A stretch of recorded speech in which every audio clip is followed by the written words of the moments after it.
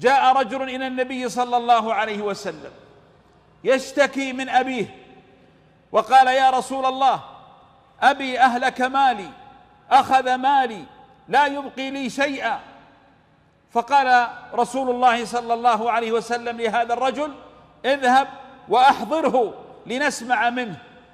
ذهب الولد إلى أبيه، وبينما هما في الطريق قادمان، هذا الأب من شدة ألمه من صنيع ابنه به قال أبياتا في نفسه من الشعر ما سمعها أحد. ثم وصل إلى الرسول صلى الله عليه وسلم، فقال له الرسول صلى الله عليه وسلم: ما شأنك مع ابنك؟ أخذت منه المال. قال: يا رسول الله، اسأله أين أنفق هذا المال؟ أليس على عماته وأخواته؟ فالرسول صلى الله عليه وسلم سأل الشاب فقال: نعم. ثم التفت رسول الله صلى الله عليه وسلم إلى هذا الأب وقال: اتركنا من هذا الآن. ما الذي قلته في نفسك وأنت قادم إلي؟ من الذي أخبر رسول الله صلى الله عليه وسلم؟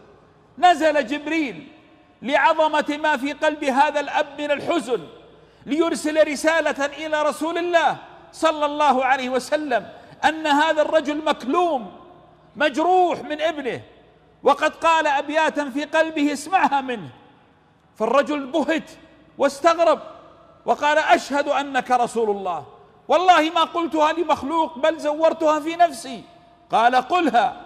يقول: قلت غدوتك، يتكلم عن ابنه، غدوتك مولودا وعلتك يافعا، تعل بما أدني عليك وتنهل، إذا ليلة نابتك بالشكو لم أبت لشكواك إلا ساهرا أتململ، كأني أنا المطروق دونك بالذي طرقت به دوني، وعيني تهمل، تخاف الردى نفسي عليك، وإنها لتعلم أن الموت حتم مؤجل، فلما بلغت السن والغاية التي إليها مدى ما كنت فيك أؤمل، جعلت جزائي منك غلظة وفظاظة، كأنك أنت المنعم المتفضل، فليتك إذا لم ترع حق أبوتي فعلت كما الجار المجاور يعمل.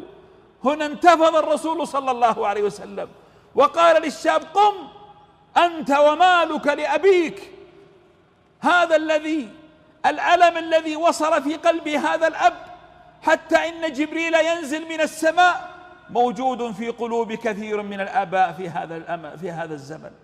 إنه أبوك وأوسط أبواب الجنة كما قال النبي صلى الله عليه وسلم، الذي قال لنا أنك لن توفيه حقه إلا في حالة واحدة. أتعلمون ماذا قال حبيبكم صلى الله عليه وسلم؟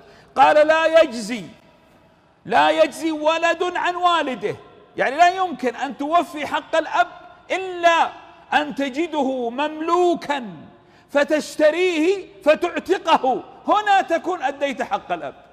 من يستطيع أن يعمل هذا في هذا الزمن؟ إذن لا يمكن أبدا أن توفي حقه، لأنك أيها الابن فيك 3 خصال ورثتها في أبيك.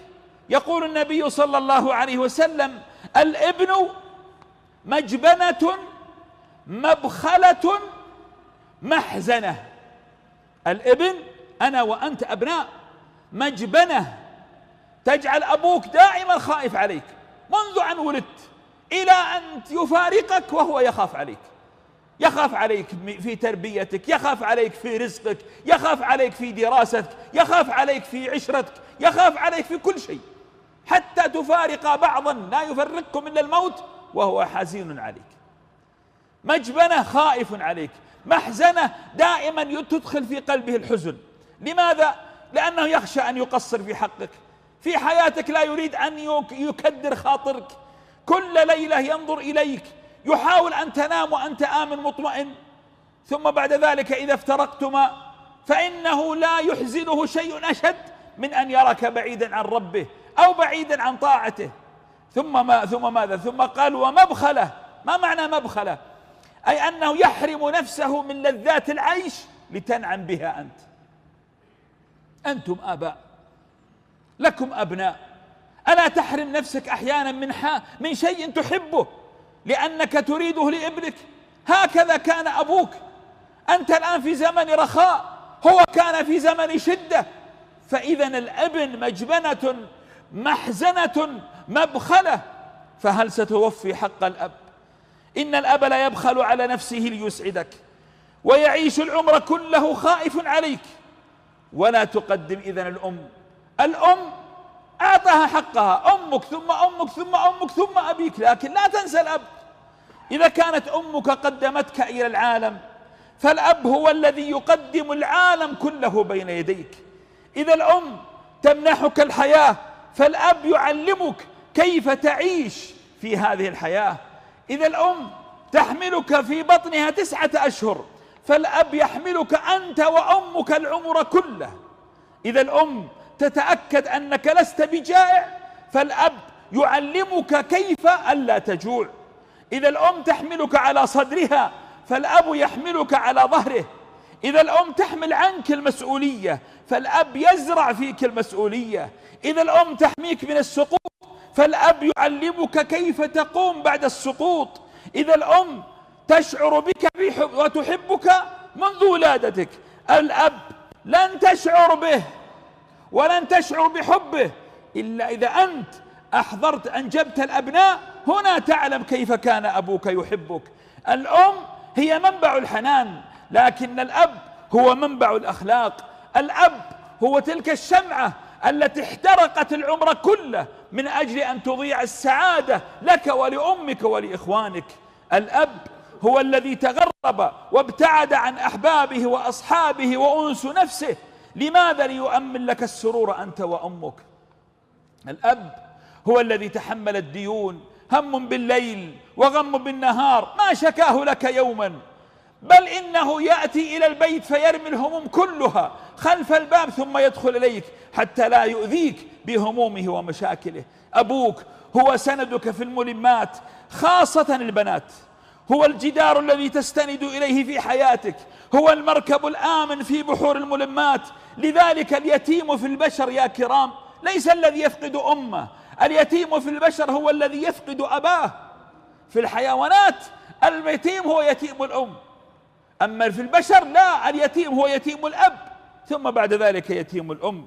والله يحرق قلبك حال بعض الأبناء، تجد بعض الأبناء سبحان الله ليس له منطق طيب مع أبيه، لا يتكلم إلا بفظاظة، لا يتكلم إلا بغلظة، لا يحترم الأب، يرفع صوته على أبيه. لماذا يا أخي؟ لماذا هذا الغلظة وهذا الجفاء؟ ما الذي فعله بك أباك؟ لا يتحمل المسؤولية. تجد أن البيت فيه 4-5 سيارات أمام الباب، ومع ذلك السائق هو الذي يقوم بمسؤوليات البيت كلها. أين الأبناء؟ والأب هو الذي يتابع المستشفيات، وهو الذي يسدد الفواتير، وهو الذي يتابع متطلبات البيت. أين الأبناء؟ وأيضا هناك لا يسانده ولا يقف معه. تجد الأب مثلا أمضى العمر كله في غربة، في تعب، مدارس خاصة، مدرسين، فلما وصل إلى الذروة وبدأ ينتظر النتائج من الابن، وإذا به عاطل خامل لا يبحث عن عمل ولا يبحث عن وظيفة العمر كله وهو وبال على أبيه. أهكذا يكون بر الأب؟ أيها الابن خذها مني وأقسم عليها إن أجمل هدية يقدمها الابن لأبيه هو صلاحه، هو توفيقه، هو أن يراك ترفع اسمه في المحافل، هو أن يراك ترفع رأسه في كل مكان، هو أن يرى الناس تقول لك أيها الابن رحم الله من رباك. هنا أنت أعطيته أغلى وأجمل هدية يتمنها لك. إذن أنت المستفيد. فأبوك ولو كان قاسيا، أبوك ولو طلق أمك، أبوك ولو عاملك بغلظة، هو أبوك، لا تعرض عنه. تستطيع أن تغير الزوجة، تستطيع أن تنجب الأبناء، تستطيع أن تفعل كل شيء إلا الأب. من أين تأتي بأب جديد؟ فما لك إلا هو، فاصبر وتعامل معه بالتي هي أحسن. أما البنات فأنتن الرحمة. اسمحوا لي أن أوجه رسالة إلى البنات. البنت هي الرحمة، هي طريق الجنة، هي وردة حياة الأب، هي ماء وجه الأب. لماذا خصها النبي صلى الله عليه وسلم فقال من عال جاريتين فأحسن تربيتهما كن له وجاء من النار يوم القيامة؟ لماذا؟ لأنها الأهم والأعظم خطرا. البنت خاصة في هذا الزمن للأسف، لما توظفنا واشتغلنا